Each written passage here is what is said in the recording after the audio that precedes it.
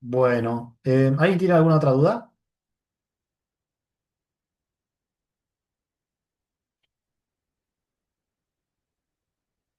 ¿Dudas, consultas?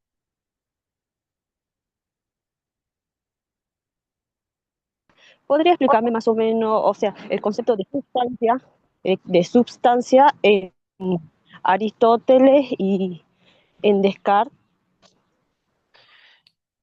La sustancia en Aristóteles vimos que Aristóteles va a agarrar y va a decir, bueno, qué es? El ser tiene muchos sentidos, ¿bien? El ser tiene muchos sentidos y hay fundamentalmente dos sentidos, ¿no? Ser en algo o ser en sí mismo. Lo que es en algo son lo que es en algo son los accidentes. Los accidentes, por ejemplo, ser blanco, la blancura no es algo que subsista por sí mismo. Tiene que ser blanco en algo. Esta tela es blanca. eh, Estar sentado no es algo que subsista por sí mismo. Sócrates está sentado. Entonces, hay algo que es ser propiamente dicho y es lo que llamamos sustancia o usía. ¿Bien? Entonces, hay dos sentidos de ser. Ser como accidente, que Aristóteles va a dar 9 categorías, que tienen que ver con lugar, modo, bla, bla, bla, y la usía. ¿Qué es la sustancia o qué es la usía? Va a decir Aristóteles, es un compuesto de materia y forma. Es un compuesto de materia y forma. Ahora, eso desde una perspectiva estática. Si pensamos en la sustancia como algo que cambia, desde una perspectiva dinámica, tenemos que decir que la sustancia es un compuesto de potencia y acto, donde la potencia está vinculada con la materia y el acto está vinculado con la forma. En Descartes, todavía no lo vimos, o lo comenzamos a ver, Descartes plantea las cosas de manera diferente. Lo que plantea Descartes, o lo que se suele sostener, la manera que se suele leer a Descartes, es que en Descartes hay un dualismo sustancial. ¿Por qué? Descartes va a decir, hay dos tipos de sustancias. Están las sustancias infinitas y las sustancias finitas. Pero no es por eso que decimos que hay un dualismo sustancial en Descartes, sino por el hecho de que para Descartes, dentro de las sustancias finitas, o sea, la sustancia infinita es Dios, las sustancias finitas son todo lo demás que existe. Dentro de las sustancias finitas hay dos tipos. La sustancia pensante, que tiene que ver con todo lo que forma parte del pensamiento, todo lo que puede ser una idea o todo lo que puede ser una afección del alma. Fíjense que acá hay una nueva manera de pensar las abstracciones. O sustancia extensa, que tiene que ver con todo lo que ocupa, que es todo lo que ocupa un lugar en el espacio. Entonces, en este sentido, hay un dualismo sustancial en Descartes. Hay una sustancia que no ocupa espacio, son los pensamientos, es la sustancia pensante, y hay una sustancia que sí ocupa espacio, que es la sustancia extensa. Res cogitans, la sustancia pensante; res extensa, la sustancia extensa espacial o física. ¿Sí? Gracias, profe. Ahora ya me quedó bien entendido. Gracias. Buenísimo. ¿Alguna otra consulta?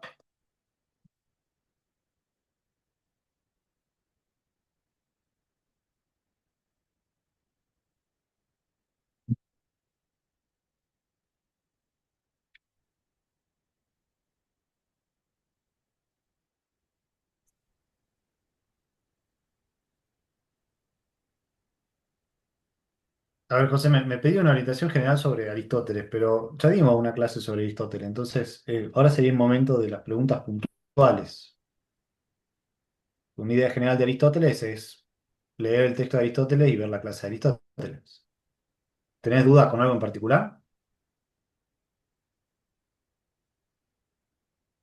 Los conceptos a tener en cuenta de Aristóteles son todo lo que figura en el programa y todo lo que dimos en la clase y todo lo que está en el texto fuente.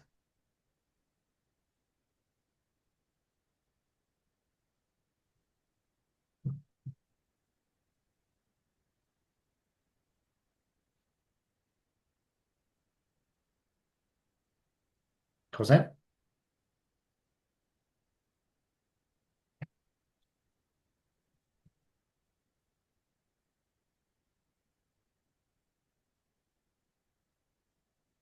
¿No tenés ninguna pregunta puntual?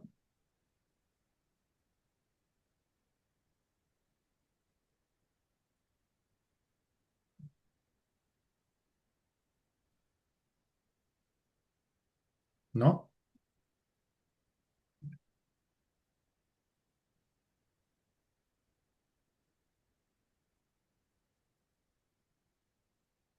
Bueno. ¿Alguien más?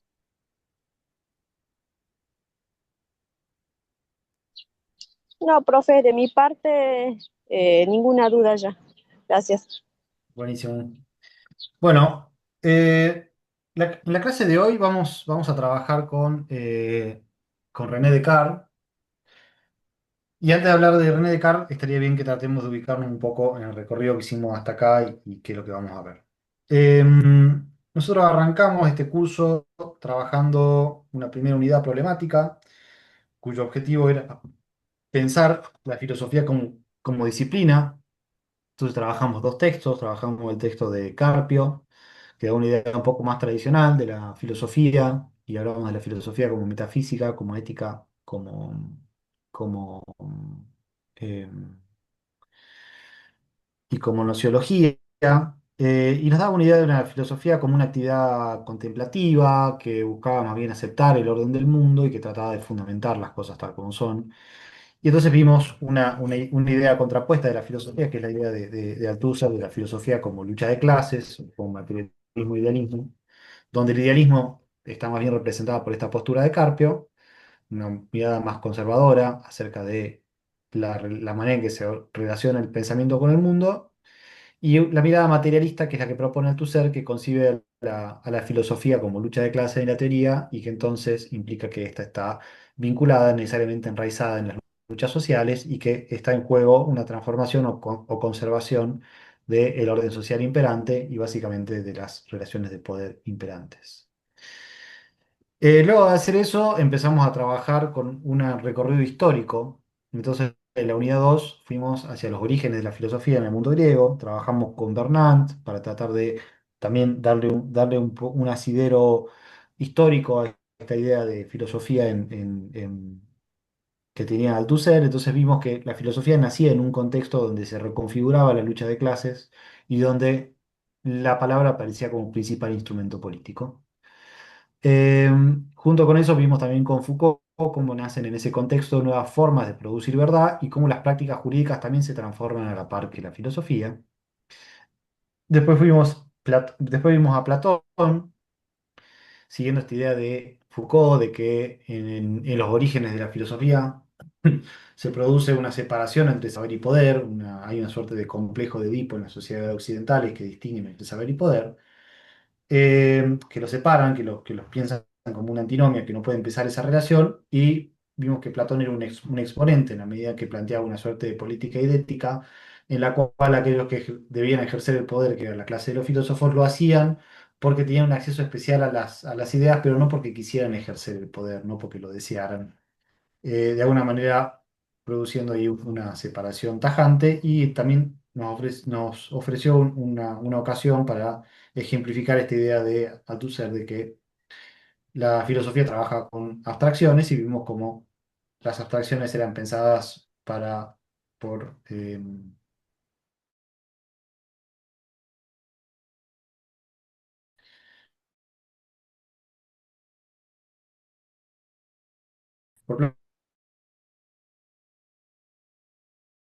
en términos de ideas y eso.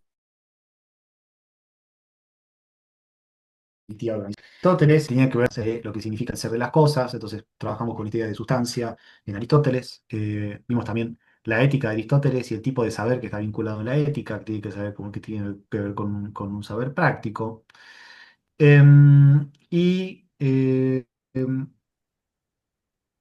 vimos un poco cómo pensaba Aristóteles el orden del mundo. Y lo que vamos a ver esta clase está separado temporal y culturalmente por un largo trecho de lo que vimos con Aristóteles. Descartes es un pensador que piensa en Francia, es decir, en el centro de la Europa occidental, siglo XVII. Es un pensador que reflexiona o después o durante una revolución científica que va a transformar completamente esa imagen de mundo que había propuesto Aristóteles. La imagen de mundo que propone Aristóteles es una imagen de mundo teleológicamente organizada, un cosmos que está organizado teleológicamente, un cosmos orgánico en el cual cada cosa tiene su función y tiene su fin.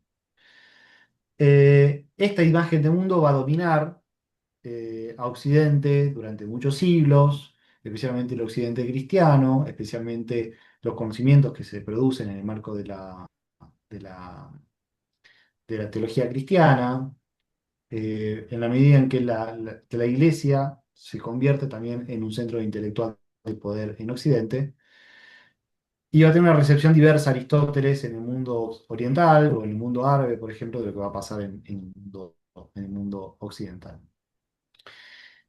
Y así muchos pensadores cristianos de alguna manera, van a conjugar la teología con la teoría aristotélica. Caso más saliente en este sentido es Santo Tomás, por ejemplo. Pero nosotros no vamos a ver nada de lo que acontece en esos 20 siglos, sino que vamos a saltar directamente hasta Descartes. Entonces, me interesa que arranquemos reflexionando acerca de qué significaba esa mirada del mundo, esa concepción del mundo para Aristóteles y qué cambios, qué diferencias se produce en las reflexiones de Descartes. ¿Ok? Ese va a ser nuestro plan para hoy. Em, Ahora le voy a compartir pantalla.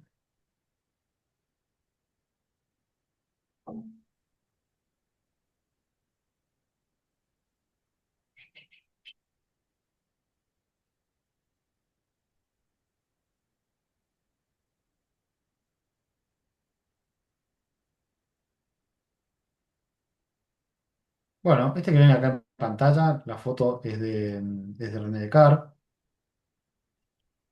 Em, es un pensador muy importante. Nace en Francia en 1596 y muere en Suecia hacia el año 1650, a los 54 años. Muere de una neumonía que se agarra en el invierno sueco. Eh, la bibliografía que vamos a leer para hoy, la que estaba prevista para hoy, era las meditaciones uno y 2 de Meditaciones Metafísicas de René Descartes. No sé si lo vamos, no vamos, probablemente no lleguemos a la meditación 2, nos quedamos solamente en la 1.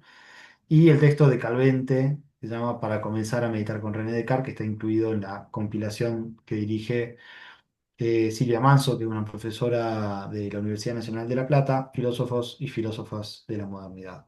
También vamos a ver otro texto que está incluido en esa compilación, que es el texto de Menacho, que se llama Las relaciones entre alma y cuerpo de la filosofía cartesiana, pero eso lo vamos a ver la próxima clase. Em, Déjenme que les muestre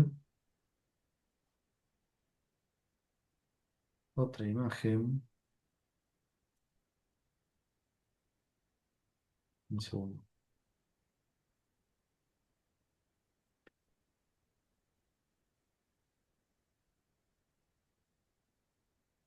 Em,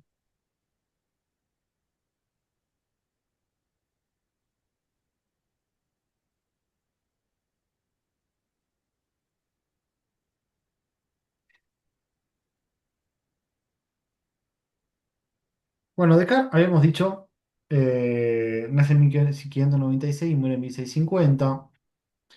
Descartes, como todos los filósofos previos a la constitución disciplinar de las universidades en Occidente a partir del siglo XIX, se dedica a muchas cosas, ¿eh? No es un filósofo profesional. Esta idea de hacer filosofía y dedicarse a la filosofía es una cosa muy reciente para nosotros. Eh, Era más bien una suerte de polímata, sabía de todo un poco.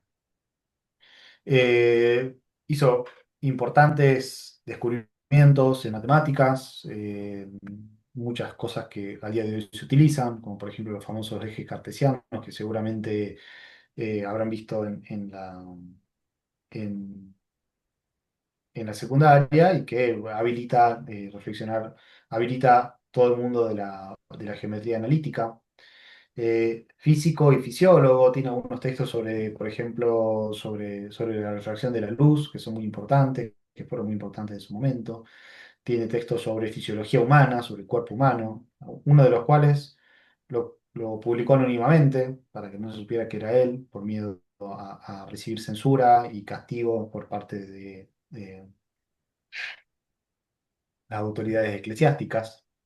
Se formó en un colegio de jesuitas en Francia, viaja mucho durante su vida, sirve en el ejército y posteriormente se traslada a los Países Bajos, es decir, a Holanda, en busca de un ambiente un poco más liberal, en un ambiente de mucha persecución ideológica en Europa.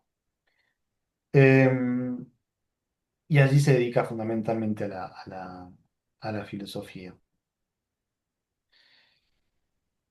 Em, Algunos rasgos generales de la filosofía de Descartes, que nosotros vamos a trabajar, bueno, por un lado su antropología filosófica o su concepción del sujeto humano, a la que vamos a llamar dualista, justamente porque está atravesada por este dualismo sustancial que mencionamos en Descartes, la idea de que el individuo humano es un compuesto de materia, de cuerpo y alma. Después lo vamos a matizar a esto, lo vamos a trabajar un poco más profundamente con Menacho. Eh, pero bueno, lo que se plantea Descartes es como que en el ser humano se produce una unión entre dos sustancias absolutamente diferentes, que son la res cogitans y la res extensa. Tiene una ontología peculiar. Habíamos dicho que Descartes distingue entre dos tipos de sustancias, la sustancia infinita y la finita. La infinita es Dios y la finita se divide a su vez en alma y cuerpo, por res cogitans y res extensa. Em, y bueno, como decía, tiene varios textos importantes. Descartes, Discurso del Método, por ejemplo, de 1637, el cual no vamos a trabajar, Meditaciones Metafísicas, que es donde nos vamos a concentrar, y Principio de Filosofía. Después vamos a comentar brevemente, aunque no lo vamos a leer de las fuentes, un texto que se llama Las Pasiones del Alma, que es un texto más de antropología. Pero bueno, como decía antes de llegar a Descartes, lo que quiero que hagamos es un pequeño panorama acerca de la cosmología aristotélico-tolemaica que constituye lo que podríamos llamar la vieja imagen del mundo, la, la- la imagen del mundo que domina el pensamiento occidental desde Aristóteles hasta Descartes. La vieja imagen del mundo, representada por la cosmología aristotélico-tolemaica, ¿no? Ptolomeo es un, es un, em, es un pensador que se dedica a la astronomía, alejandrino, que va a terminar de dar forma a la propuesta aristotélica. La vieja imagen del mundo representada por la cosmología aristotélico-ptolemaica tuvo vigencia durante casi 20 siglos, ¿no? Estamos hablando del siglo tercero o cuarto antes de Cristo hasta el siglo XVII. Aun con retoques y modificaciones que ciertamente excedían los aportes de Aristóteles y Ptolomeo, esa imagen del mundo que a partir de los siglos XVI y XVII devendría antigua y obsoleta, fue más que una simple teoría científica, tal como a primera vista podríamos pensar, ¿no? O sea, Descartes va a pensar en el marco de la revolución científica que comienza en el siglo XVI-XVII, en el momento en que esta imagen del mundo se empieza a agotar, y esta imagen del mundo era mucho más que una teoría acerca de los astros, era una idea de cómo estaba organizada la realidad. Entonces, por eso hablamos de una cosmología, porque si recuerdan, creo que ya lo mencionamos, el término cosmos es un término griego que significa orden, de ahí la palabra cosmética, ¿no? Que utilizamos hoy en día. Sí, como dijimos, se trataba más bien de una cosmología, un modelo explicativo racional que permitía comprender el mundo no en tal o cual aspecto, sino en su totalidad. Una totalidad coherente, ordenada y al menos en principio armónica. Una totalidad, no una totalidad mecánica, sino una totalidad más bien orgánica, es decir, una totalidad en la cual cada cosa tiene su lugar y su función. Nosotros hoy pensamos el mundo de una mirada muy diferente. Pensamos que una piedra cae al piso por el simple hecho de estar sometida a las leyes mecánicas de la gravedad, de la fuerza, a la que todos los cuerpos están sometidos. Pero no porque su función sea caer hacia abajo, digamos, ¿no? En el mundo aristotélico tolemaico, cada cosa tiene su lugar, cada cosa tiene su fin, cada cosa ocupa un rol. El mundo era análogo a un organismo vivo en el cual la realidad física o material se encontraba siempre, en cualquier ámbito, regida por un principio inteligente ordenador de la materia. A grandes rasgos, la cosmología aristotélico-tolemaica postulaba un mundo cerrado, es decir, finito o limitado, diferente, ¿no? A lo que pensamos ahora, que para nosotros el universo es algo infinito, y esférico, ya les voy a mostrar una imagen que va a ilustrar un poco esta idea, que a partir de la órbita de la Luna se hallaba dividido en dos grandes regiones. Por un lado tenemos abajo de la Luna la región sublunar, donde está la Tierra, donde está todo lo corruptible, todo lo que se degrada, lo que nace y muere. Y por otra parte, la región supralunar, donde está la Luna y los demás astros, caracterizados por ser perfectos eternos. Y en el límite se encontraba la llamada esfera de las estrellas fijas, o sea, en el límite exterior, ¿no? Estaban las estrellas fijas, en la cual se creía que estas últimas se encontraban firmes, sujetadas y fijas. Esta distinción entre regiones no era un simple capricho o no era simple producto de la ignorancia, sino que representaba una manera de responder al problema del cambio y de entender por qué algunas cosas se mueven de una manera y otras de otra. Básicamente vamos a entender que ciertos cuerpos en la región sublunar tienen un movimiento rectilíneo y en la región supralunar movimiento circular. ¿Por qué uno y otro? Y bueno, porque en la región supralunar encontramos el principio del movimiento y además encontramos lo perfecto, lo inmutable, el mundo que transmite el movimiento de manera que todo lo que acontece en la región sublunar debe la causa de su movimiento a esta serie de estrellas que comunican movimiento de una a otra y que en última instancia nos remite a el primer motor inmóvil, tema que trabajamos en el caso de Aristóteles, ¿no? La distinción entre regiones, sublunar y supralunar, propuesta por Aristóteles, formaba parte del intento de explicar dos mundos que se representaban con características disímiles. ¿No? Tenemos el mundo sublunar, en el cual está sujeto a cambio, en el cual todo se genera y se degrada, y tenemos otro en el cual hay una regularidad inquebrantable, donde las cosas son eternas, perfectas. Aristóteles interpretaba estas observaciones a partir de la propuesta de Empédocles, quien al filosofar tanto en torno al problema del cambio como en torno a las propuestas ofrecidas por sus antecesores y contemporáneos, advirtió la dificultad de arribar a una respuesta si se considera que la causa material solo puede identificarse con un único elemento. De esta manera planteó no uno, sino cuatro elementos, ¿no? Aristóteles: tierra, agua, aire y fuego, a partir de los cuales, por medio de distintas combinaciones, podrían originarse todas las cosas y sus transformaciones. Entonces, los elementos para Aristóteles son estos, ya están cualificados, ¿no? Son tierra, agua, aire y fuego, ¿no? Tienen estas características y cada uno tiene un lugar en este orden cósmico, ¿no? A la tierra le corresponde el centro, a la vuelta de la tierra está el agua, a la vuelta del agua está el aire y lo más lejos, y en la esfera exterior el fuego. Y si la tierra va hacia abajo, es porque le corresponde, si la piedra va hacia abajo es porque le corresponde la tierra, porque tiene las cualidades de la tierra, porque su fin es ir hacia el centro. Y si el fuego va hacia arriba, es porque busca su lugar natural, que es en el exterior de la esfera. Cada cosa se mueve en función del fin que la caracteriza, de la función que la hace ser lo que es. Es un mundo de esencias. Nada se mueve mecánicamente. En todo caso, lo que concebimos como movimientos mecánicos para Aristóteles son movimientos violentos, que van en contra del movimiento natural de las cosas. Tirar una piedra hacia arriba es un movimiento violento que es antinatural para la piedra. Por eso la piedra cae, porque naturalmente quiere estar abajo.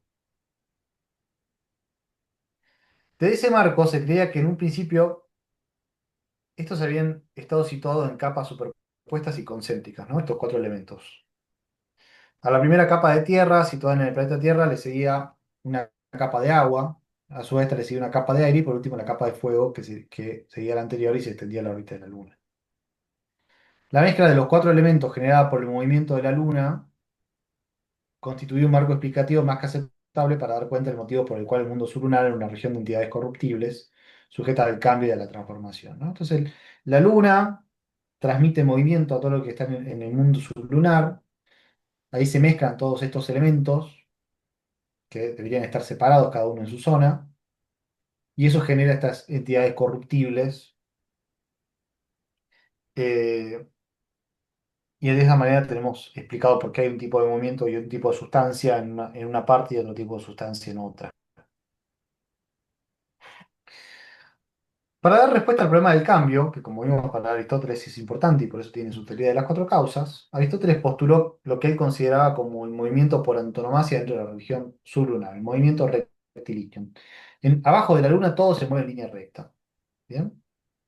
Por medio de este, cada entidad, dependiendo de su composición, se empeña por su propia naturaleza en retornar a la zona elemental a la que pertenece, o bien permanece en reposo cuando ya se encuentra en su lugar natural. Si hay dos opciones. Si está en su lugar natural, se queda quieta. La piedra, una vez que cae, ya está, se queda ahí. Si yo violentamente la quito de su lugar natural y la tiro hacia el aire, la piedra lo primero que va a hacer es volver a caer. Si la piedra no está en reposo, cae en línea recta buscando su lugar natural, que es la capa terrestre. Y el humo y el fuego se mueven hacia arriba porque buscan su propia capa. De igual manera, el agua fluye de los ríos hacia el mar porque busca acomodarse en la capa acuática que está en el exterior de la Tierra. Y así sucesivamente.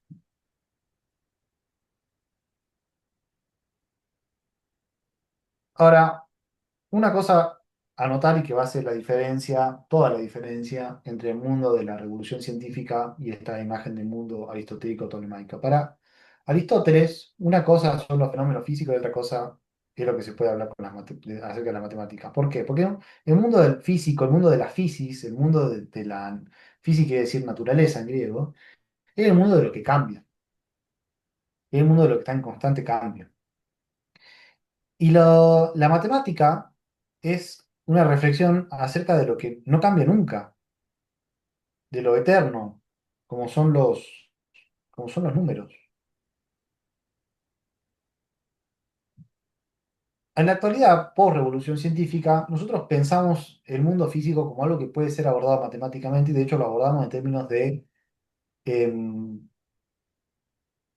de ecuaciones matemáticas, ¿no? La famosa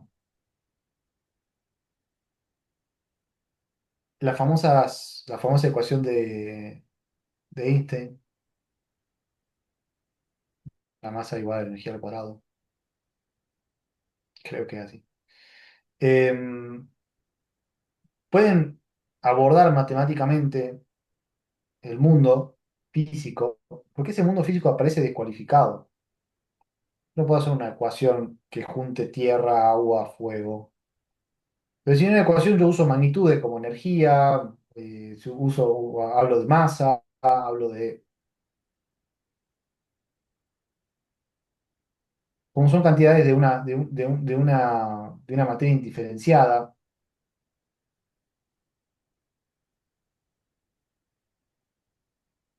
que está toda sometida a las mismas leyes físicas, la cosa cambia, ¿no? Pero en este mundo aristotélico tolemaico, la matemática y la física corren por dos carriles diferentes. Partiendo de la idea de que la matemática no trabaja con entes de movimiento ni propiamente con entes naturales, sino con realidades inmóviles y eternas, abstraídas, por tanto separadas de la materia, Aristóteles consideraba que la metodología de esta disciplina era totalmente ajena a las investigaciones físicas.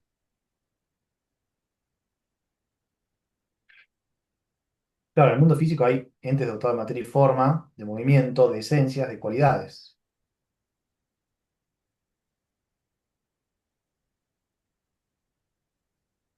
En las ecuaciones matemáticas yo uso variables y esas variables representan algo indiferenciado, ¿no?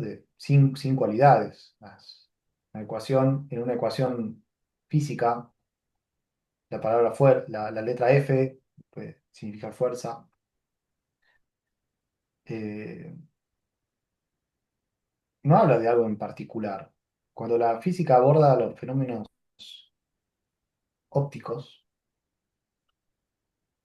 la refracción, no habla de colores,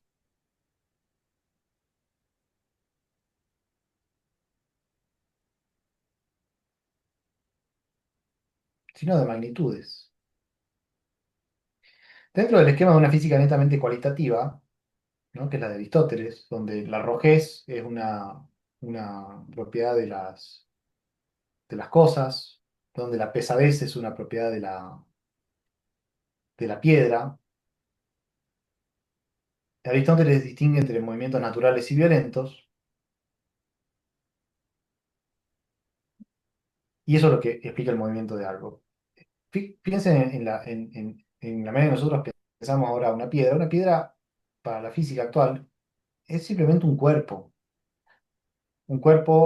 que tiene una cantidad de masa. Y esa masa no es pesada en sí misma, pero la relación entre la masa de ese cuerpo con la masa de otro cuerpo va a producir una determinada aceleración, y el movimiento es el producto mecánico de esas leyes en funcionamiento. La piedra no cae porque se quiera caer o porque el lugar que le corresponde es abajo. La piedra simplemente sigue las leyes de la física como cualquier cuerpo con masa.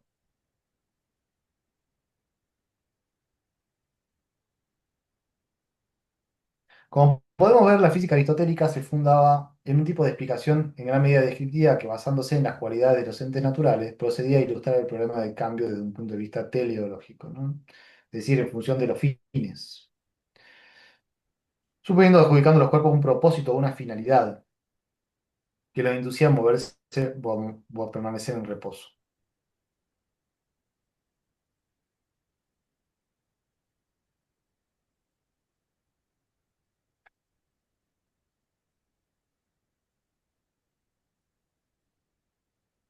Entonces tenemos estos dos tipos de movimientos, ¿no? En el mundo sublunar, el mundo del cambio, la transformación, la generación y la corrupción, y el movimiento rectilíneo. Y en el mundo supralunar, un ámbito incorruptible, ¿no? De lo que no se corrompe, donde hay un movimiento circular y uniforme. La esfera era para los griegos la forma más perfecta y el movimiento circular el más perfecto. Y la idea de este esquema aristotélico tolemaico es que todas las esferas celestes se mueven en círculos de manera uniforme. A partir de esto, Aristóteles propuso que en el mundo supralunar el Sol y los demás astros contenían en sí mismos un motor que los inducía a un movimiento de tipo circular perpetuo, realizado sobre la base de esferas físicas concéntricas con la Tierra. En este movimiento, a su vez, les era conferido a cada uno de ellos por el astro contiguo y superior hasta llegar al origen del movimiento que Aristóteles adjudicaba un primer motor inmóvil. Es decir, el movimiento se producía desde un primer motor inmóvil que estaba en la zona exterior de esta serie de esferas, al cual, el cual se movía a sí mismo y que es pura forma. Y este comunicaba el movimiento al resto de las esferas, estas esferas a la Luna y la Luna a la Tierra. Ahora, acá está, acá tiene una representación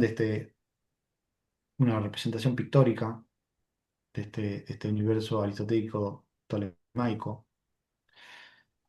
Eh, Acá en la zona exterior ven las estrellas, por eso están acá los signos del zodiaco, los diferentes planetas, Marte, el Sol, y en el centro la Tierra.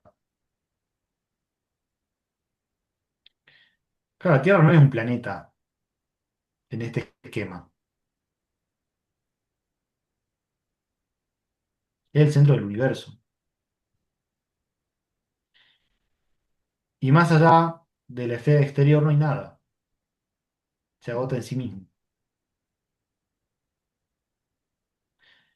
Bueno, la revolución científica va a venir a quebrar este esquema, esta concepción de mundo aristotélico-tolemaica, este esquema organicista, donde a cada cosa le corresponde su lugar y su función,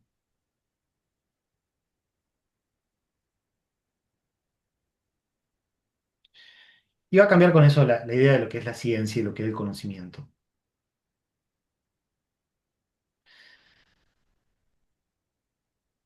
Hay dos acontecimientos que empiezan que sirven como un parteaguas y que empiezan a dar lugar a esta revolución científica y que tienen un gran efecto en el pensamiento de Descartes. En primer lugar, la propuesta por parte de Nicolás Copérnico de un modelo heliocéntrico, es decir, un modelo en el cual el Sol está en el centro y no la Tierra. Y eso tiene efectos muy importantes, ¿no? Porque significa que la Tierra es un planeta entre otros, ¿no? El planeta Tierra, que es el sector de lo corruptible, bueno, no, la Tierra, que es el espacio de lo corruptible, se pone al lado de las esferas celestes, lo cual nos hace pensar que entonces ellas también son corruptibles. Algo de esto también va a generar las observaciones de Galileo Galilei, que con el telescopio, entre otras cosas que va a observar, que van a permitir también secundar las ideas de Copérnico, está el hecho de que él puede ver los cráteres en la Luna con el telescopio. Y aparece el problema de cómo puede ser que una esfera celeste, que supone que es perfecta, incorruptible, tenga cráteres. Significa que no es lo que se pensaba.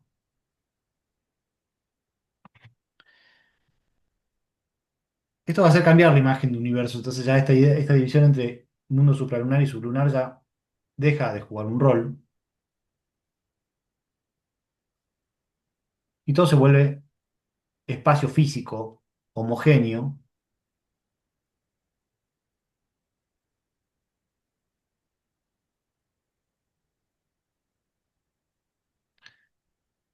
Esta cosmología aristotélico-tolemaica estaba fundada en una física no matemática y netamente cualitativa, ¿no? Cada cosa se movía, sufría cambios en función de sus cualidades y su fin.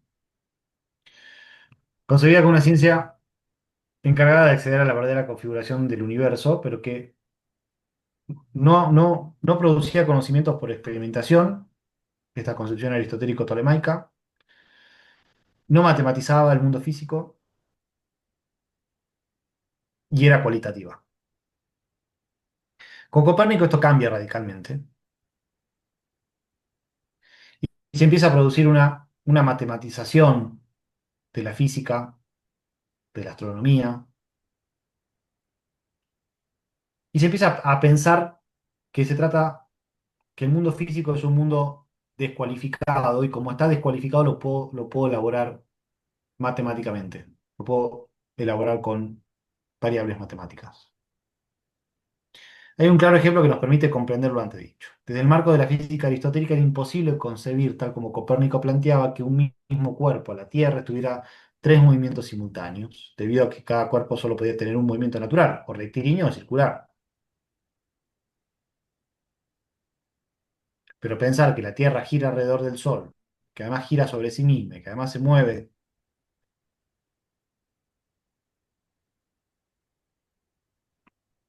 era algo inconcebible para el modelo aristotélico tolemaico. Es mediante la matemática y la geometría que Copérnico postula el triple movimiento de la Tierra, dando a entender que un conjunto de cálculos matemáticos era suficiente para dar cuenta de esto. Así la astronomía descubría una verdad cosmológica, la Tierra es un planeta más, que cuenta con tres tipos de movimientos, que oficiaba como rectora de las investigaciones físicas, atestando, en este caso, contra la perspectiva netamente cualitativa y teleológica de la mirada aristotélico-tolemaica. Y esto me interesa mucho porque lo que va a hacer Descartes, lo vamos a ver en el texto, es tratar de darle fundamento filosófico a esa mirada del mundo físico como algo descualificado. Y a todo, de hecho, o sea, Descartes va a pensar todo en términos de un proceso, va a descualificar todos los fenómenos, lo de las redes coitans y lo de las redes extensas. Esto significa pensar que en el mundo físico lo que hay son objetos espaciales que no tienen la rojez, la pesadez, que lo único que los caracteriza es el hecho de que tienen figura, masa, peso, magnitudes que hacen abstracción de las cualidades concretas de esos objetos.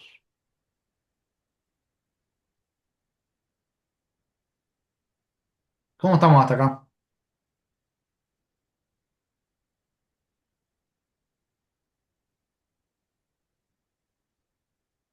¿Consultas?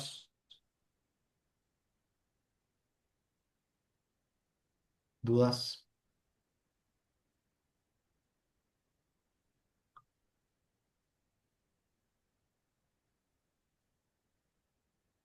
¿Nada?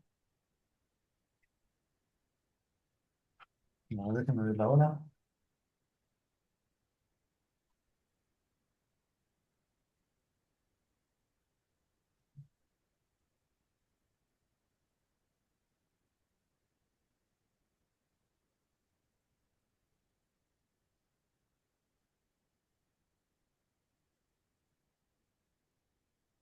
Em,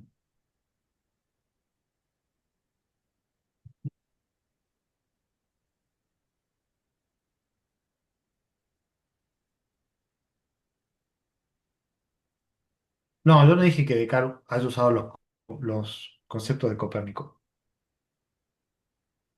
Lo que estoy diciendo es que Descartes es heredero y piensa en el marco de una revolución científica que está tratando de separarse de la cosmología aristotélico-tolemaica y que sus reflexiones van a transitar este camino de intentar fundar nuevas formas de objetividad de conocimiento científico y que todo el esfuerzo filosófico de Descartes tiene que leerse en esta clave de la creación de una nueva imagen del mundo, que es la que heredamos de Copérnico y Galileo en términos de dos nombres importantes dentro de un proceso bastante más largo y bastante más complejo que solemos llamar revolución científica y que tiene que ver con este cambio de mirada del mundo.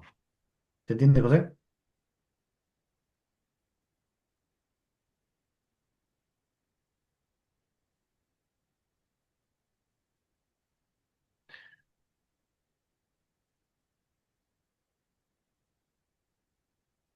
Me preguntan acá por el mundo supernatural. No se gaste mucho en eso. O sea, lo único importante es pensar que cómo estaba organizado esa mirada aristotélica. Y la idea es que hay un mundo supralunar que es incorruptible, donde reina el movimiento circular, y un mundo sublunar que es el mundo de la Tierra.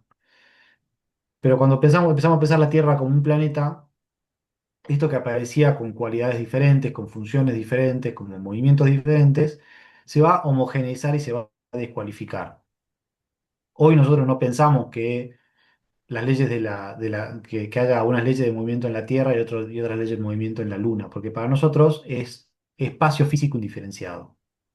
Tienen las mismas leyes, se aplica la gravedad, las cosas tienen masa, tienen peso, no hay una diferencia en este sentido. Y el hecho de que se pueda homogeneizar todo eso es lo que también permite abordarlo matemáticamente. ¿Bien?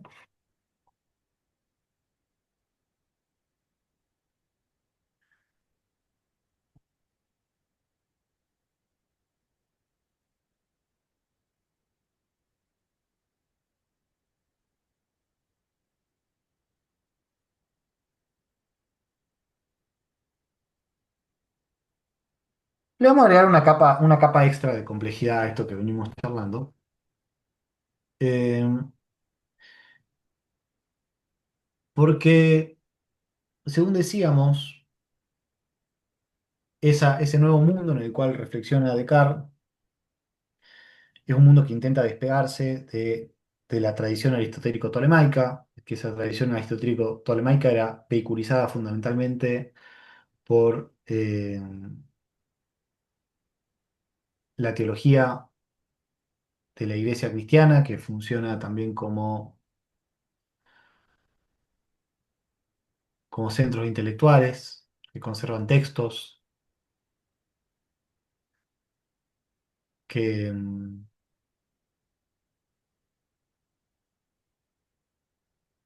y entonces,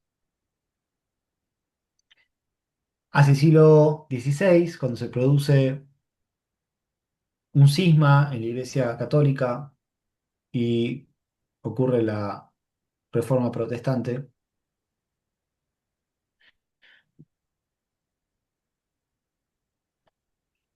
el escepticismo, que ahora vamos a ver cómo funciona en Descartes, como una herramienta filosófica, va a ser también un medio para responder contra esa tradición de la cual había que despegarse para poder pensar algo nuevo. Entonces, quiero que hablemos un poco del término escepticismo y que veamos qué tenemos que entender por escepticismo. Esto está tomado del texto de Calvente, así que pueden ir a leer el texto de Calvente bueno, no, o sea, lean el texto de Calvente para profundizar en este asunto. El escepticismo, entendido ampliamente, supone una actitud de duda o desconfianza respecto al conocimiento que podemos alcanzar por medio de los sentidos de la razón, digamos, ¿no? Cuando decimos que alguien es escéptico, va a decir, bueno, alguien dice, el préstamo del Tesoro de los Estados Unidos a Argentina por 40.000 millones de dólares va a ser muy beneficioso, y uno le responde, bueno, yo soy muy escéptico en el sentido y lo dudo, no lo creo, ¿no? No, no, no, no lo creo. Lo usamos coloquialmente en un sentido de incredulidad, digamos, ¿no? Especificando un poco más, tiene que ver con la desconfianza que se tiene sobre las raíces del conocimiento. Siendo un poco más estrictos, siendo un poco más al sentido más técnico, el escepticismo describe dos escuelas filosóficas de la antigüedad, la escuela pirrónica y la académica. Y la pirrónica se llama así porque su máximo representante era Pirrón, y la académica porque eran los continuadores de las reflexiones de Platón, o sea, eran gente que se formaba en la academia de Platón. Estas posturas atacan la pretensión de alcanzar un conocimiento indudable por medio de la razón o de los sentidos, igual que el escepticismo en sentido amplio, pero tienen ciertas particularidades. El academicismo, por ejemplo, considera que no es posible alcanzar la verdad porque no tenemos un modo eficaz de reconocer cuándo estamos ante un caso de verdad y cuándo ante uno de falsedad. Es decir, de alguna manera hay una suerte de círculo en la verdad que hace que para saber si un conocimiento es verdadero debería ya tenerlo para poder compararlo y entonces saber que estoy en la verdad. Entonces, lo que de alguna manera el academicismo es una postura escéptica que plantea que no se puede arribar a un conocimiento absoluto, sino solamente probable.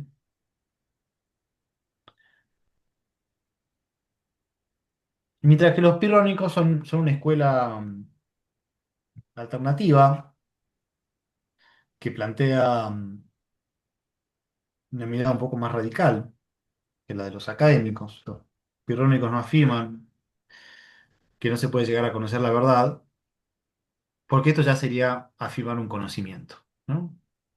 Los pirrónicos dan un paso atrás y dicen, ya afirmar que no es posible el conocimiento absoluto suena como algo, presupone un conocimiento, ¿no? Conocer que no se puede conocer. Entonces los pirrónicos dicen, bueno, en realidad no podemos decir nada, lo que hay que hacer es suspender el juicio. Lo cual también tiene un valor ético para los pirrónicos que tiene que ver con la búsqueda de la ataraxia o tranquilidad mental.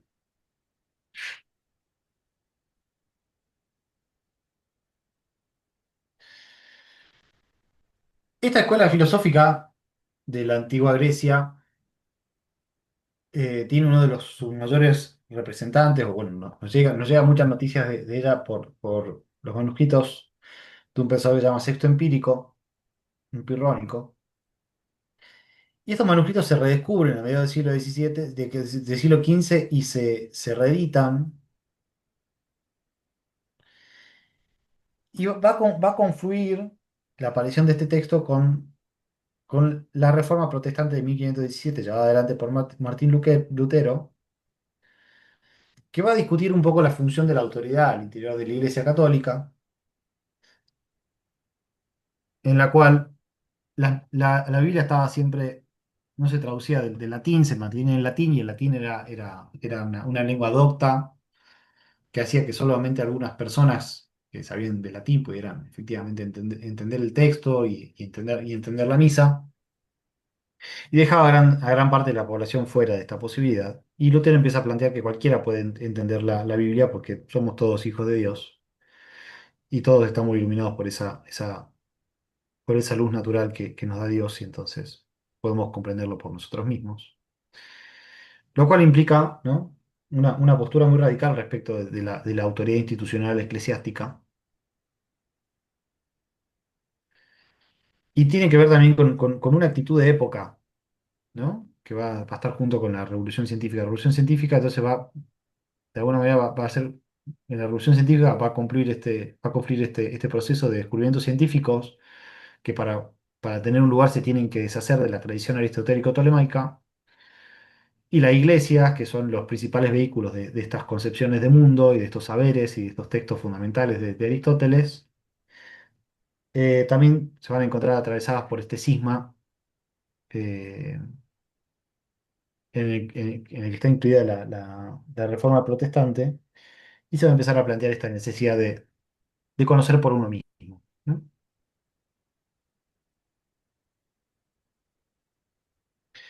La edición de los textos de Sexto Empírico en 1562 ayudó a que esta querella religiosa se convirtiera en una disputa acerca del conocimiento, porque se puso en manifiesto la cuestión de cómo justificar el fundamento del conocimiento en general, más allá de las verdades de religión, ¿no? Del mismo modo que Descartes se va a plantear cómo construir un conocimiento científico certero,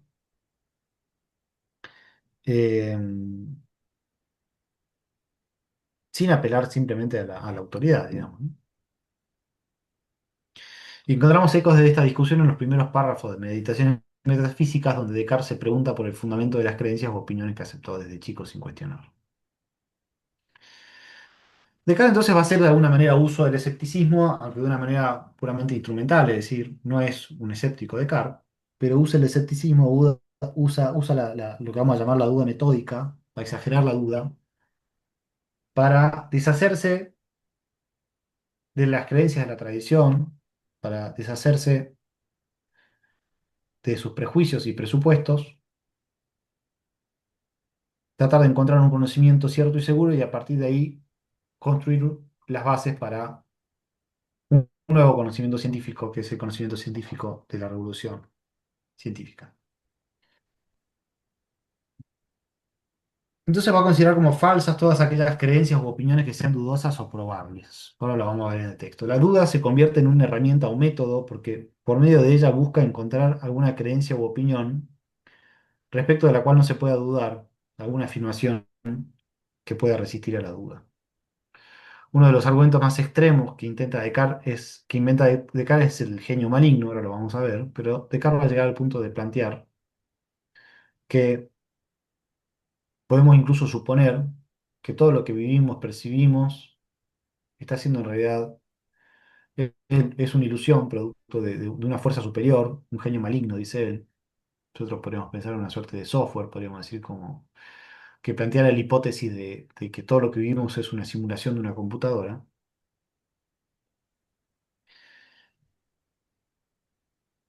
Y entonces Descartes utiliza esta herramienta, esta duda metódica, para ver si en ese marco, aún suponiendo tan radicalmente que nada de lo que creemos cierto lo es, a ver si podemos encontrar algún conocimiento verdadero. ¿Qué es el conocimiento científico? ¿Qué tipo de conocimiento busca Descartes? Descartes busca un conocimiento que sea cierto y evidente. ¿Qué entender por certeza y evidencia? Yo los voy a remitir, ahora les muestro bien dónde está, en el texto que yo les dejé, en la traducción de las meditaciones metafísicas que yo les dejé para que lean, que es una de traducción que a mí más me convence, que es de la editorial Prometeo. Hacia el final van a encontrar un glosario, y en ese glosario hay una entrada para certeza y evidencia. Dice, la evidencia y la certeza caracterizan el conocimiento verdadero propio de la ciencia para Descartes. En la evidencia, la verdad se hace manifiesta al espíritu de manera inmediata, ¿no? Lo evidente es lo que se hace, lo que se nos presenta como verdadero, sin que tenga que mediar un razonamiento. Es inmediato. La evidencia se percibe como un acto particular del espíritu, la intuición. La certeza, por su parte, indica la posesión por el espíritu de una verdad indudable, ¿no? No es lo mismo. Es una percepción firme e inmutable. Si yo me pregunto cuánto es 35 por 36, bueno, no es inmediato, no es intuitivo, no es evidente cuál sea la respuesta. Pero si yo me siento y hago la cuenta y sigo las reglas de la multiplicación en matemáticas, el resultado que llegue va a ser cierto, no puede ser otro, pero no es inmediatamente intuitivo. Descartes está buscando un conocimiento que sea evidente, es decir, intuitivo y cierto, indubitable. Tenemos certeza perfecta de las cosas claras y simples para Descartes. En tanto, nos es imposible pensar en ellas sin creer las verdaderas. Certeza es el concepto más amplio que el de evidencia. Son ciertas las verdades reveladas, las cuales, sin embargo, no son objeto de intuición. La conclusión de una larga demostración es cierta, pero no evidente, ¿no? Es lo que decíamos recién. Entonces, Descartes va a buscar, va a tratar de construir, va a reflexionar, va a tratar de, va a usar las herramientas del escepticismo para luchar contra el escepticismo y va a intentar buscar una verdad cierta y evidente. El texto que nos toca para hoy, que son las meditaciones metafísicas, van a ver que es una suerte de dramatización, así como los diálogos platónicos eran una dramatización donde personajes hablaban entre sí, pero va a ser una suerte de dramatización de un diálogo interior, como si asistiéramos a Descartes hablando consigo mismo. Un texto muy interesante, muy bien escrito.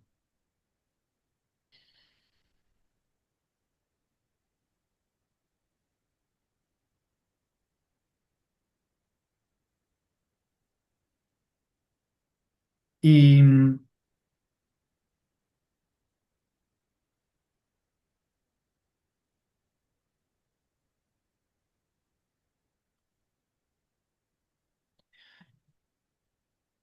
tiene como cierta semejanza con la Biblia, digamos, ¿no? Son 6 meditaciones, como tarda 6 días Dios en crear el mundo y el séptimo descansa. Y es como si Descartes intentara dudar de todo y reconstruirlo racionalmente desde la mirada desde su reflexión filosófica. Em, bueno, vamos a pasar a trabajar con el texto. ¿Alguna duda hasta acá? ¿Preguntas?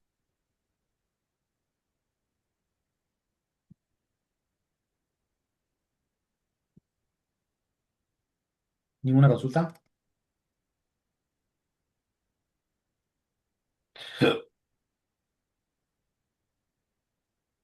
Bueno, les pido un segundo de paciencia.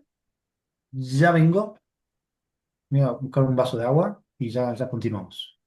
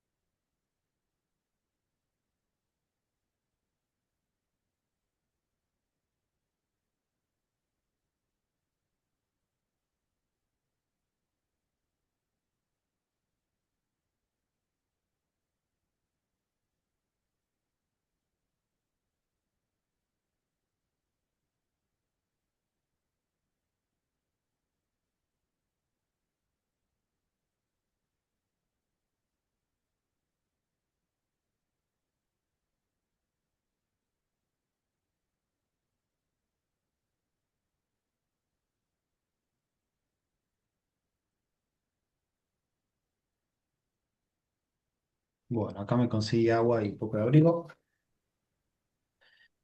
Em, Vamos para continuar entonces. ¿Ninguna duda? Pregunta.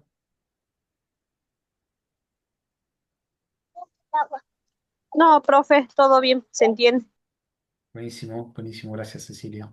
Em, bueno, la propuesta ahora es que leamos las meditaciones metafísicas, el texto. Vamos a revisar el texto que les dejé subido al aula virtual. Y le voy a proponer que lo leamos línea por línea, por lo menos la primera meditación. Y vayamos viendo cómo va construyendo Descartes su argumento. Entonces, voy a compartir pantalla otra vez. Un segundito.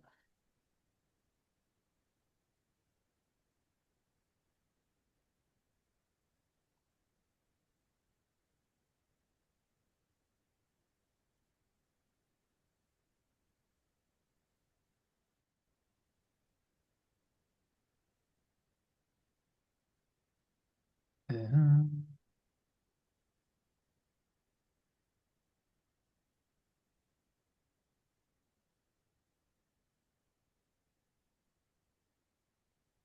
Bien.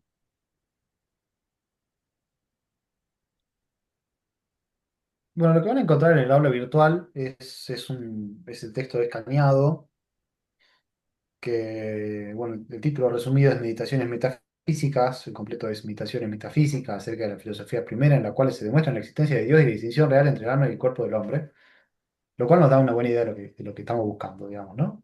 Eh, Meditaciones Metafísicas acerca de la filosofía primera, es decir, ¿no? La filosofía primera que era para Descartes, la metafísica, ¿no? La teoría del fundamento de todo y del ente primerísimo, en la cual se demuestra la existencia de Dios. Descartes no quiere ser quemado en la hoguera, entonces adelante inmediatamente que es un texto pío, que no se sale por fuera de la doctrina de la Iglesia, sabe que lo pueden quemar vivo, y esto le preocupa, y de la distinción real del alma y el cuerpo del hombre, lo cual nos va a introducir también en la antropología cartesiana que habíamos mencionado. La introducción, traducción y notas son de Pablo Pavesi. A mí me gusta mucho esta traducción. Van a encontrar varias partes en el texto. No tienen que leer todo. La nota de edición no tienen que leerla, la introducción no tienen que leerla. Cuando comienzan las meditaciones metafísicas tienen una carta a los decanos y doctores de la Sorbona, que es una universidad muy importante en Francia, que todavía sigue en pie, todavía funciona, que no tienen que leer, un prefacio del lector, que no nos interesa. Síntesis de las 6 meditaciones, es un pequeño resumen de 3 páginas acerca de todo lo que va a elaborar en las meditaciones. Pueden leerlo si quieren. Nosotros vamos a trabajar hoy con la primera meditación. La había dejado para leer la segunda, pero no creo que lleguemos hoy. Y después yo les voy a avisar a ver qué más trabajamos de las otras meditaciones. Y hacia el final, acá en la página 111, tienen un vocabulario que les recomiendo que lo revisen, que vean qué términos están, que vayan y vuelvan cuando lean el texto de ese vocabulario y que lo aprovechen porque a mi juicio está muy bien hecho, y puede allanar la lectura del texto. Bueno, entonces, mi idea es que comencemos a leer las meditaciones desde la primera. Leamos un pedacito de la síntesis de las meditaciones siguientes como para que vean cómo viene la mano con el texto, ¿no? Lo que hace Descartes es hacer esta pequeña síntesis para animar a los lectores a que lean su texto, facilitarles un poco el camino y darles una idea de cuál va a ser su recorrido. Dice en la primera, ¿no? En la primera meditación, expongo las razones por las cuales podemos dudar generalmente de todas las cosas y particularmente de las cosas materiales, al menos mientras no tengamos otros fundamentos en las ciencias que aquellos que hemos tenido hasta el presente, ¿no? La primera meditación, entonces, que es lo que vamos a ver hoy, va a exponer las razones por las cuales podemos dudar de todo, ¿no? Va a ser este ejercicio escéptico del cual veníamos hablando. Pues que aunque la utilidad de una duda tan general no se manifieste en un primer momento, es sin embargo muy grande en tanto nos libra de toda suerte de prejuicios, nos prepara un camino muy fácil para acostumbrar nuestro espíritu a desligarse de los sentidos, y en fin, porque es imposible que tengamos alguna duda sobre aquello que más adelante descubramos como verdadero. Es decir, es una herramienta la duda. Y la idea es que nos libere de los prejuicios, de las cosas que creemos por la tradición, que nos desligue de los sentidos,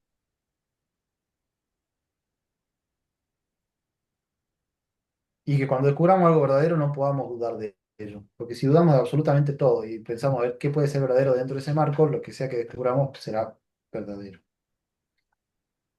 En la segunda meditación, el espíritu, que usando de su propia libertad supone que no existe ninguna de las cosas de cuya existencia tiene la menor duda, advierte, sin embargo, que es absolutamente imposible que él mismo no exista. Es decir, la verdad, esa primera verdad indubitable a la que va a arribar Descartes en la segunda meditación, va a ser esta idea de que ese espíritu que piensa, el alma que está pensando, debe existir. La existencia de sí mismo va a ser esa verdad indubitable. Y a partir de ahí va a poder construir el resto del edificio de las ciencias. Lo cual también es de gran utilidad, dice, porque ya que por este medio distingue fácilmente entre aquello que le pertenece, es decir, lo que es naturaleza intelectual, y aquello a lo que pertenece al cuerpo. Es decir, de esta manera va a poder distinguir entre las dos sustancias. Acá está el dualismo sustancial del que veníamos hablando. Lo que forma parte de su naturaleza intelectual, la res pensante, y lo que pertenece al cuerpo, la res extensa.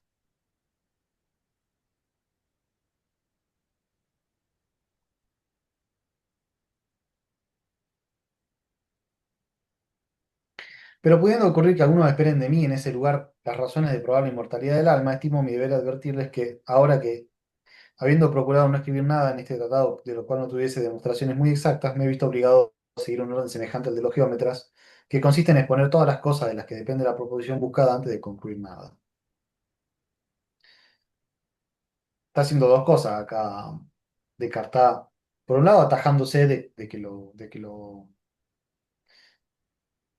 quieran quemar, de que lo quieran acusar de impío. Entonces dice, no hablo de la inmortalidad del alma, pero porque me tienen que esperar, porque procedo como los geómetras. Y no está hablando también de su método, ¿no? Proceder como los geómetras significa primero extraer todas las consecuencias de cada proposición a la que va a llegar.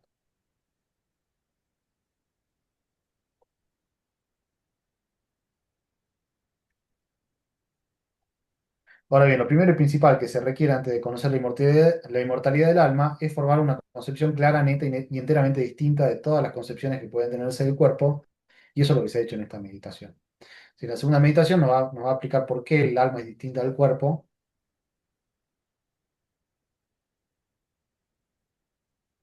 y no nos va a hablar de la inmortalidad del alma.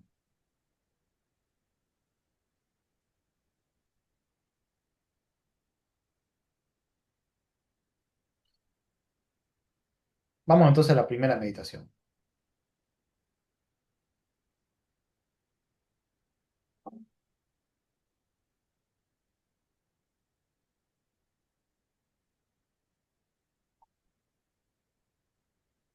Primera meditación de las cosas que pueden ponerse en duda.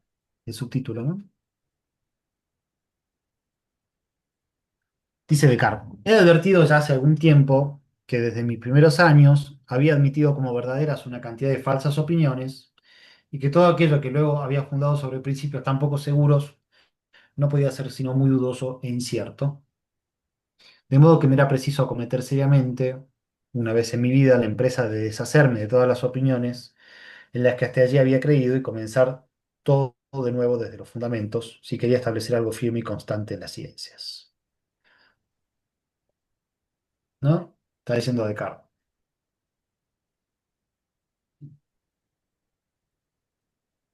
Habiendo aceptado muchas opiniones que eran falsas y sin haberlas revisado, no haberlas aceptado por causa de la costumbre, empecé a pensar que debía deshacerme de estos prejuicios, ¿no? Si quería conocer los fundamentos de la ciencia. Dice, pero pareciéndome enorme esta empresa, he esperado alcanzar una edad que fuera tan madura que no pudiese esperar otra posterior en la que fuese yo más idóneo para ejecutarla, lo cual me ha llevado a diferirla tanto que de aquí en más creería cometer un error fatal si empiezo todavía en deliberar el tiempo que me queda para actuar. Bueno, entonces es momento, dice Descartes, de acometer la tarea de buscar los fundamentos para la ciencia y buscar algo firme. Ahora, pues, que mi espíritu está libre de todo cuidado y habiéndome procurado un reposo seguro en tranquila soledad, me aplicaré seriamente y con libertad a destruir en general todas mis antiguas opiniones. ¿No? Descartes va a empezar a deshacerse de las opiniones infundadas. Pero para cumplir este propósito no será necesario probar que todas ellas son falsas, empresa que quizás nunca podría llevar a cabo, pues la razón me persuade desde ahora a abstenerme de creer las cosas que no son enteramente ciertas e indudables, con tanto cuidado como de creer las que parecen manifiestamente falsas, por lo cual me bastará el menor motivo de duda para rechazarlas todas. Es decir, está diciendo cómo va a proceder. Cuando algo tenga el mínimo viso de ser dudoso, inseguro o meramente probable, lo va a rechazar. Estamos buscando lo que sea cierto y evidente. Por eso no es necesario que las examine cada una en particular, lo cual sería una tarea infinita, sino que dado que la ruina de los fundamentos necesariamente arrastra consigo todo el resto del edificio, atacaré en primer lugar los principios sobre los cuales todas mis antiguas opiniones se apoyaban. ¿No? La idea es, usa una metáfora arquitectónica acá de Descartes. Dice, así como si tengo un edificio y yo destruyo el tercer piso, los dos primeros pisos permanecen iguales, pero si destruyo el primer piso, todos los superiores caen, bueno, en vez de tener que abordar todas mis opiniones, vamos a los fundamentos. Vamos a los fundamentos, a los principios sobre los cuales se apoyan mis opiniones, así no tengo que abordarlas una por vez, ¿no?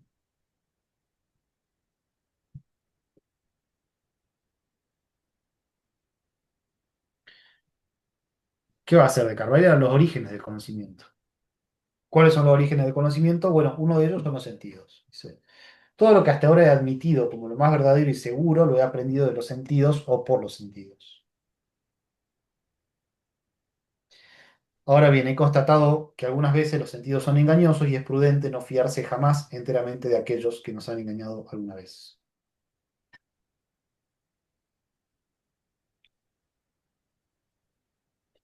Claro, ¿quién nos engañó alguna vez por los sentidos, no?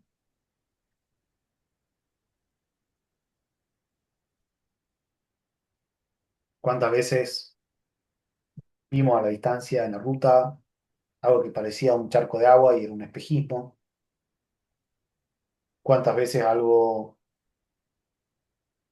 que parecía de una forma a la distancia resultó ser de otra? ¿Cuántas veces en la oscuridad vimos algo de un color siendo otro? Dice, pero aun si los sentidos nos engañan algunas veces con respecto a las cosas poco sensibles, muy alejadas, hay quizá muchas otras de las que no podemos dudar razonablemente, aunque lo conozcamos por medio de ellos, como por ejemplo que estoy aquí sentado junto al fuego en bata, teniendo ese papel en las manos y otra cosa por el estilo. Claro, eso también me llega por el medio de los sentidos, ¿no? Entonces una cosa es dudar de algo que está muy lejos y que no veo bien, pero otra cosa es dudar que estoy acá, ahora. ¿Cómo podría dudar que estas manos y este cuerpo son míos?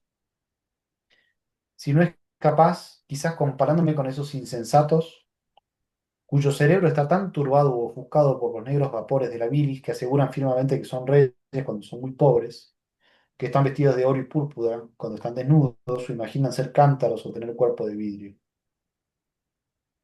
Pero en fin son locos y yo no sería menos extravagante si tomara por ejemplo sus ejemplos por regla. Claro, y se declara que estar loco para dudar que esta mano es mía.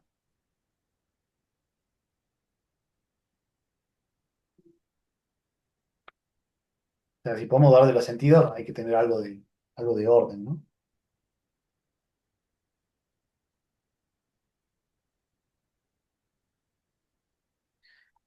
Pero, dice Descartes, mientras le da una vuelta de rosca, dice, debo considerar que soy hombre y que por lo tanto acostumbro a dormir y representarme en mis sueños las mismas cosas, y a veces menos verosímiles que esos insensatos cuando están en vela.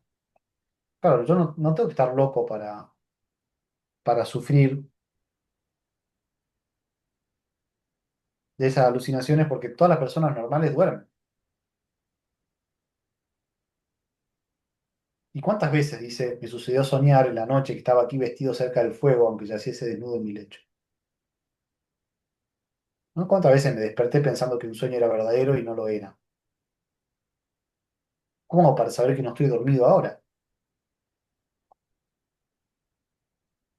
Ahora me parece que los ojos que miran este papel no están adormilados, y soñolienta la cabeza que muevo, que es con deliberado propósito que extiendo esta mano y que la siento, y lo que sucede en sueños no parece ser tan claro y distinto como todo esto.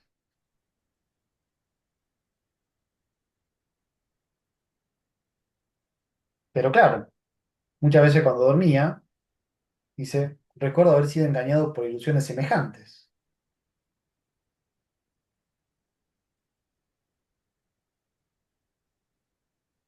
Y teniéndome en este pensamiento, veo tan manifiestamente que no hay índices concluyentes ni señales lo bastante ciertas para que pueda distinguirse netamente la vigilia del sueño, que quedo perplejo y mi perplejidad es tal que por poco no es capaz de persuadirme de que duermo. Claro, ¿cómo podemos saber que no somos un cerebro en un balde conectado por cables a una computadora que nos transmite una imagen falsa del mundo, que nos dice qué pensar, qué sentir? O más simplemente, ¿cómo sabemos que no estamos soñando?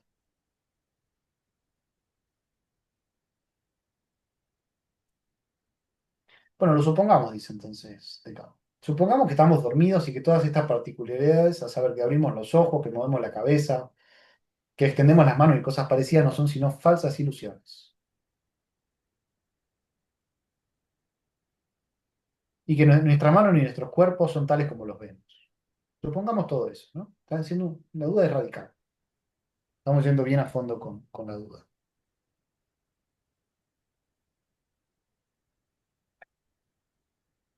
Aunque supongamos eso, hay que admitir que las cosas representadas en el sueño son como cuadros y pinturas, que no se podrían forjar sino eso por semejanza a algo real y verdadero.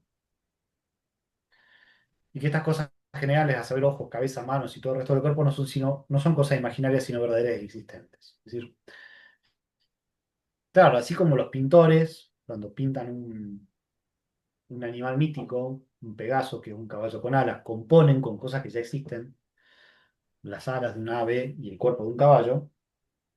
Así también cuando yo estoy soñando, uso cosas que percibí en la realidad. Entonces puedo suponer que estoy soñando, pero sin embargo, que hay alguna realidad en la cual esto que percibo ahora como propio, mis ojos, mis manos, mi cuerpo, tiene que ser real. Capaz que no es lo que estoy percibiendo ahora, pero tiene que venir de algún lado. ¿No? Dice, pues los pintores consagrados a representar con gran artificio sirenas y sátiros de formas bizarras y extraordinarias no pueden, sin embargo, atribuirles formas y naturalezas enteramente nuevas, sino que mezclan y componen de algún modo los miembros de diversos animales.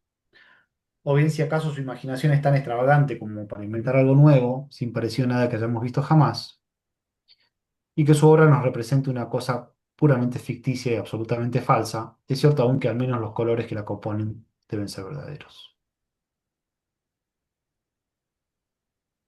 Bueno, si fuéramos más a fondo, dice Descartes, si dijéramos que esas formas que pintan los pintores son falsas,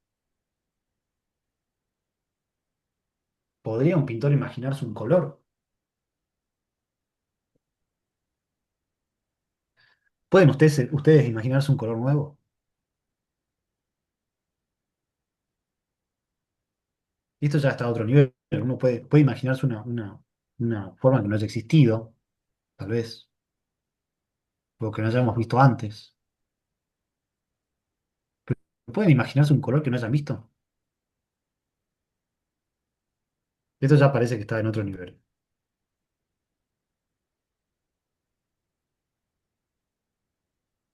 Dice, por la misma razón, aunque estas cosas en general, a saber, los ojos, la cabeza, las manos y otras parecidas, pueden ser imaginarias, debe admitirse que todavía hay cosas más simples y más universales que son verdaderas y existentes, por cuya composición, y más ni menos que por la composición de verdaderos colores, están formadas todas las imágenes de las cosas que son en nuestros pensamientos, que sean verdaderas, reales, aunque sean verdaderas, reales, sean ficticias y fantásticas. Es decir, tenemos que poder reducir lo que experimentamos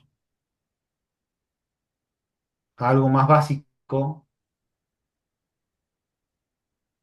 parecido al color, ¿no? Eso que uno no se puede inventar porque es demasiado simple. Eso es algo que la imaginación no puede hacer. Uno imaginarse un color nuevo que no hayamos visto.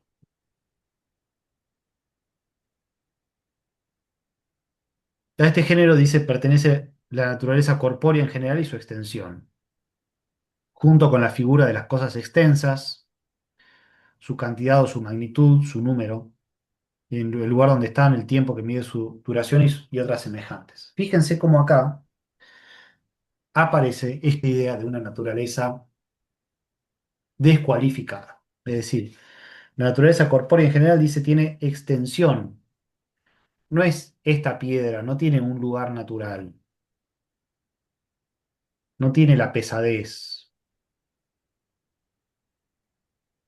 Es una naturaleza descualificada en el sentido de que se puede reducir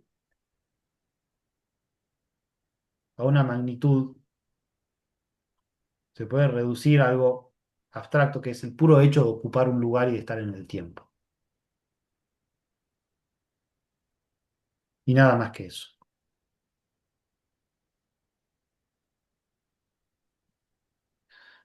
Por todo lo cual, quizás no sea errado concluir que la astronomía, la medicina y las otras ciencias que dependen de la consideración de cosas compuestas son dudosas e inciertas. Pero si miramos, dice de cara, a otras ciencias que van a lo simple, como la aritmética y la geometría, que tratan de cosas muy simples y generales, sin preocuparse mucho por saber si ellas son o no de la naturaleza, contienen algo cierto e indubitable. Claro, o sea, alguien se puede imaginar un cuadrado de 5 lados, no tiene sentido. Esto es cierto y evidente. Se puede imaginar un triángulo cu- cuya suma para el cual la suma de sus ángulos no sea 180 grados. No tiene sentido.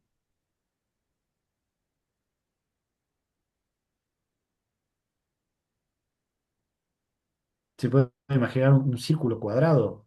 Un círculo es circular, ¿no? Puede ser que una ciencia más compleja como la astronomía o la medicina, que depende de muchos supuestos, pero la geometría, la aritmética, el hecho de que 2 más 3 sea 5, ¿cómo podemos dudar de algo así? Dice Descartes, pues yo esté dormido o despierto, la suma de 2 y 3 siempre será 5 y el cuadrado jamás tendrá más de 4 lados. Y esto por definición, ¿no?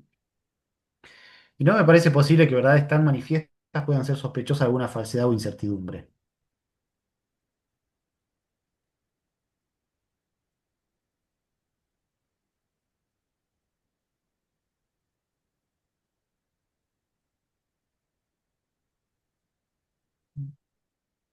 Me perdí.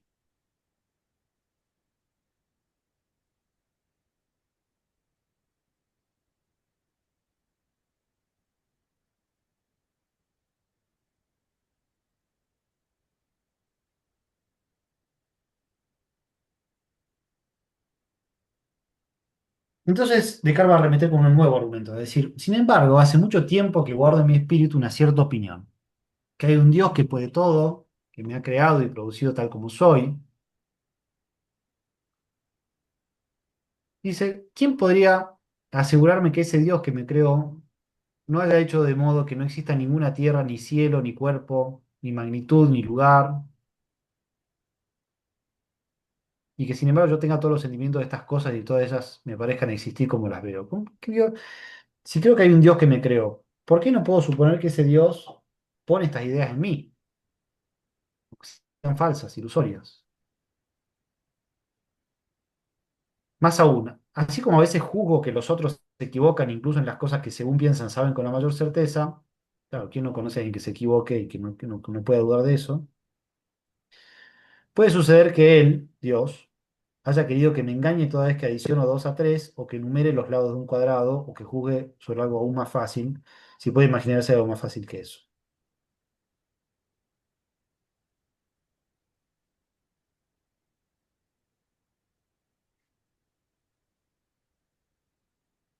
¿No? Y si Dios juega conmigo, y me hace creer cosas que no son.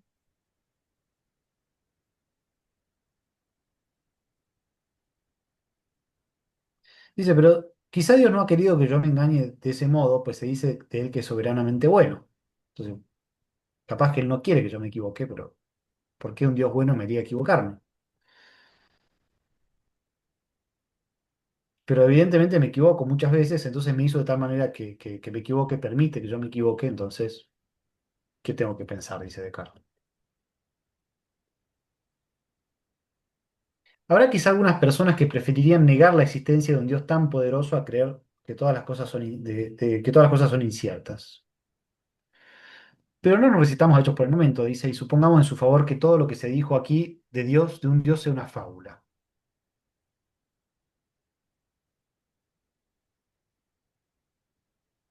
Cualquiera que sea el modo por el que supongan que he llegado yo al estado y al ser que poseo ya lo atribuyan a algún destino fatalidad o al azar o quieran invocar una continua secuencia y enlace de cosas, sí, es cierto que siendo el error y el engaño una especie de imperfección, cuanto menos poderoso sea el autor al que le atribuye mi origen, tanto más probable será que yo sea tan imperfecto que me engañe siempre. Es decir, si no vengo de un Dios o vengo de un Dios, lo cierto es que si soy imperfecto es porque mi causa debería ser imperfecto y equivocarse es una imperfección. No tengo nada que responder a estas razones, dice Descartes, sino que estoy obligado a admitir que de todas las opiniones que alguna vez he tenido por verdaderas, no hay una de la cual no pueda dudar ahora, y esto no por algún descuido o ligereza, sino por razones muy fuertes y maduramente consideradas. Por lo cual, desde ahora es necesario que detenga y suspenda mi juicio, ¿no? Toma la actitud escéptica, y que no les otorgue ya menor crédito que le otorgaría a las cosas que me parecen evidentemente falsas y deseo encontrar alguna cosa constante y segura en las ciencias.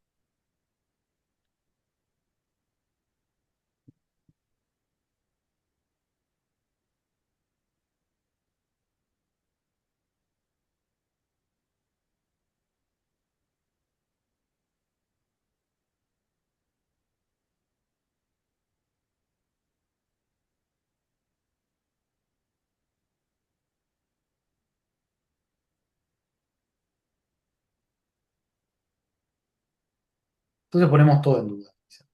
Pero no basta con haber hecho estas observaciones, sino que además debo esforzarme por recordarlas. Porque mis opiniones antiguas vuelven a mi pensamiento frecuentemente y por la costumbre las acepto, dice Descartes.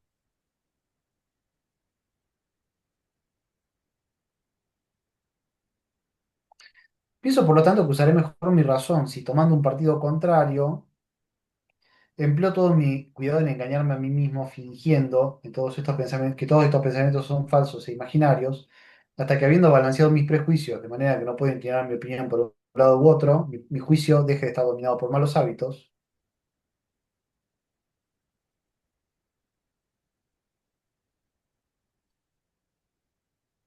Entonces, dice Descartes, supondré que no un verdadero Dios, fuente soberana de verdad, sino un cierto genio maligno, tan astuto y engañador como poderoso que ha empleado toda su industria para engañarme. Pensaré que el cielo, la tierra, el aire, los colores, la figura, los sonidos y todas las cosas exteriores que vemos son ilusiones y engaños de los que se sirve para sorprender mi credulidad.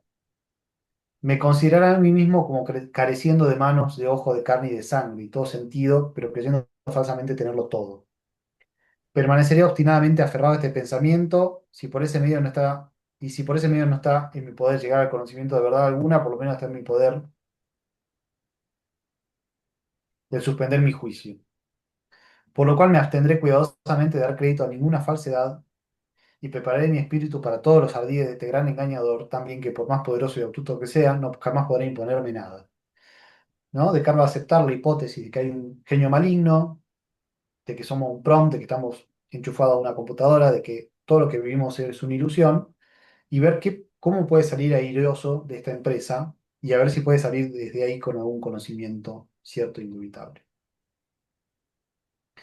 Dice, pero este propósito es arduo y penoso y cierta pereza me arrastra insensiblemente al curso de la vida ordinaria.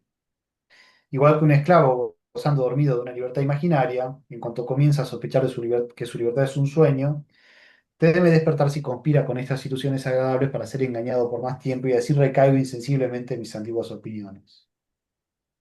Y tengo aprensión a despertarme de esta modorra por miedo a que las laboriosas vigilias que seguirían a la soñolenta tranquilidad, en lugar de aportar alguna luz en el conocimiento de la verdad, no basten para alumbrar a todas las tinieblas de las dificultades que han sido agitadas. Ese es el fin de la primera meditación. O sea, terminamos la primera meditación dudando de todo.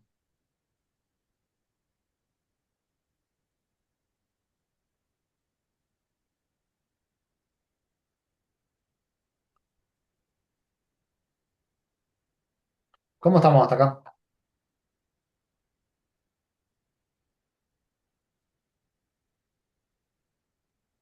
Bien, profe, se entendió bien. Buenísimo. ¿Alguna duda?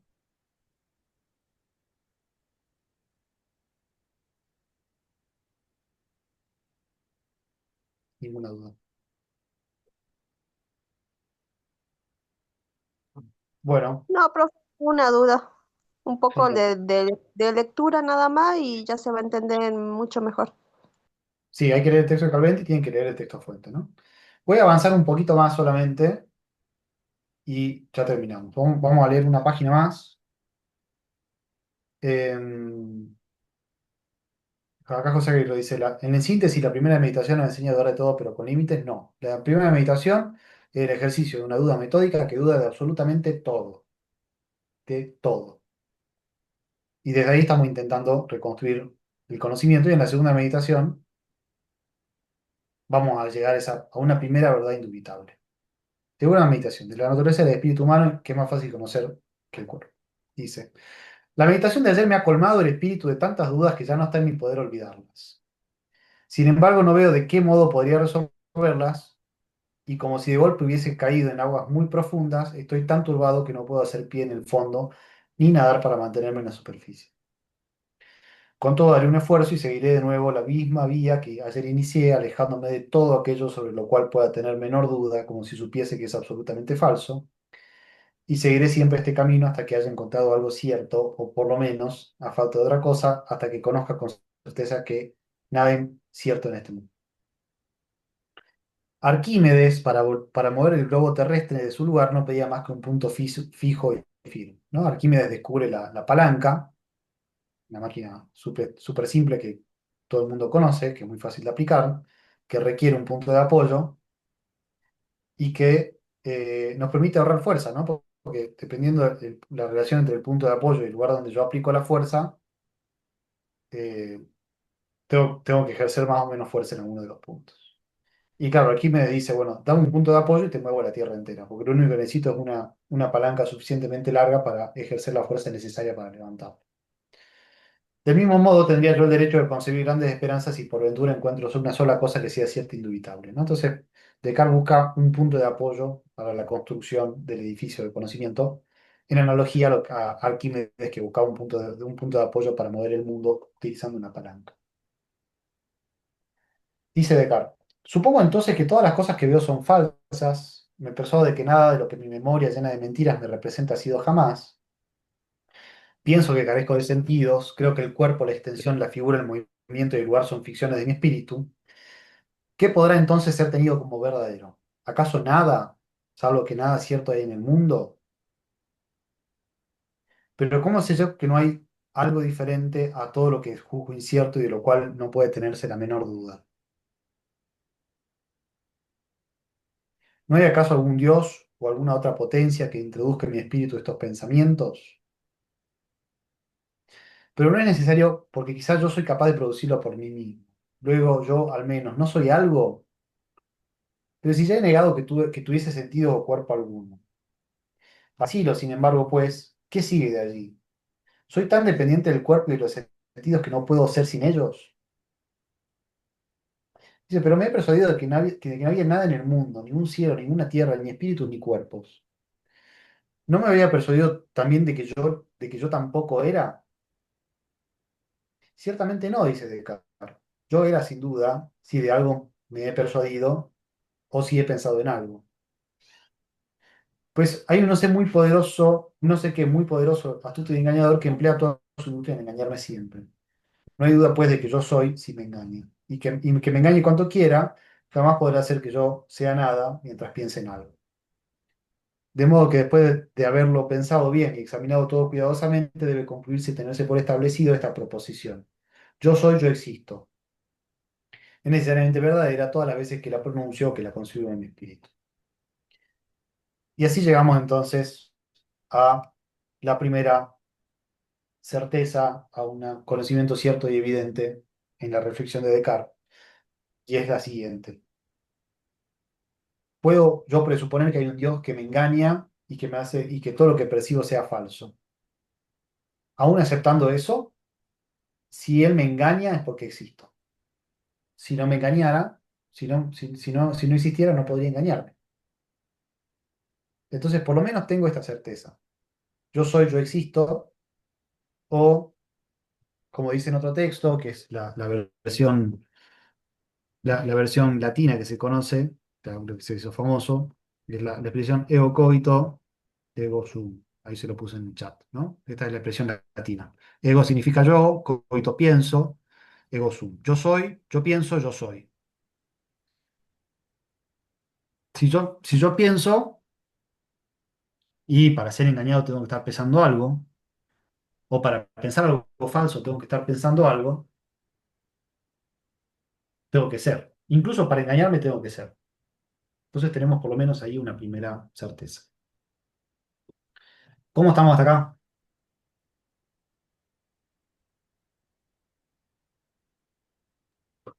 Bien, profe. Entonces, profe, si tenemos la certeza de que nosotros estamos pensando y si no dudamos de lo que estamos pensando, entonces estamos dudando de lo que estamos pensando. No me perdiste ahí, Cecilia. Es mucho más simple. Vamos a suponer que todo lo que pienso es falso. ¿Sí? Sí. Todo lo que pienso es falso porque hay un Dios engañador que me está engañando. Hay algo sobre lo que no me puedo engañar. Y es esta idea muy simple. Yo existo. Porque incluso para pensar algo falso tengo que existir.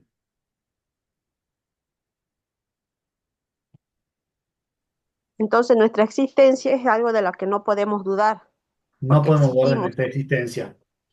No podemos dudar de nuestra existencia como una cosa que piensa.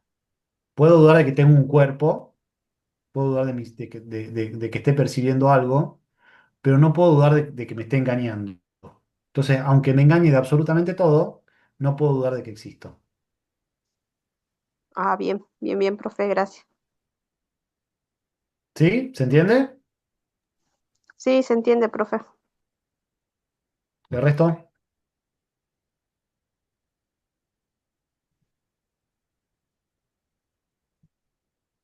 Bueno, por hoy vamos a dejar acá entonces. Lean los textos, prepárense para el parcial y nos vemos el viernes que viene. Bueno, profe, gracias. Buenísimo, gracias a ustedes. Juan, ¿estás ahí?